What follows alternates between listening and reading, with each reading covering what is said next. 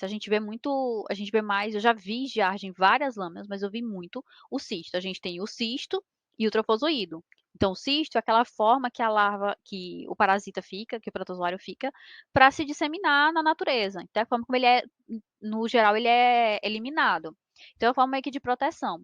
Quando ele está numa forma de trofozoído, quando ele chega no intestino, se instala ali no intestino, aí a gente tem esses pseudópodes, esses flagelos, que são essas estruturas para meio que enlaçar, para o parasita se locomover. E essa estrutura, o trofozoído, é o que o parasita vai se alimentar. Então, no geral, ele sobrevive no intestino nessa forma de trofozoído. Então, o trofozoído ele não é tão encontrado na fezes. Quando que o trofozoído é encontrado? Nas diarreias. Então, o paciente com diarreia grave, você vai encontrar o trofozoído. Então, só lembrar lá da aula que eu falei da amostra, e aí eu falei disso. Aí vai causar uma diarreia grave que a gente chama de giardíase, tá? E aí a giardia, ela é assim, eu acho que eu encontrei uma vez o trofozoído de giardia.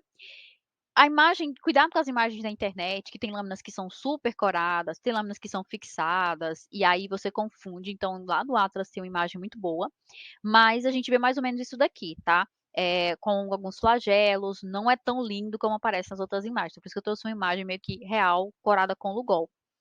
E, o, e já o cisto, que é o que eu mais vi, realmente, o cisto ele é tão pequeno como a Indolimax coli, como a Entamoeba coli, quanto a Entamoeba histolítica, porém ela é ovalar, tá? Então observem aqui que a gente tem, ela é um formato oval. Ah, Alice, eu vou confundir com a Endolimax nana? Então a diferença aqui, a nana ela é menor, ela é muito pequena, como eu já falei, ela é a menor que você vai encontrar na lâmina, na rotina. A giardia, ela é um pouquinho maior do que a Endolimax nana.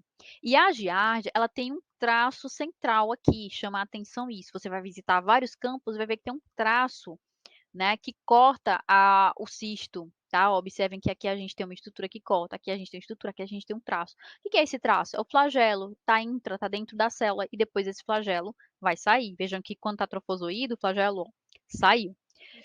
E aí ele fica dentro do cisto durante o período de cistário, né? Quando ele tá cisto. E aí você vê esse traço aqui. Então é isso que diferencia, que chama atenção. Você vai visitando os campos, você vê. Porque aqui não é um artefato. Olha só, novamente a delimitação externa, que é bem delicada, isso chama muita atenção. E aí você vai olhar dentro da célula, você vai ver essa estrutura que corta a célula, que é bem massa. E aí você diferencia que é uma giardia.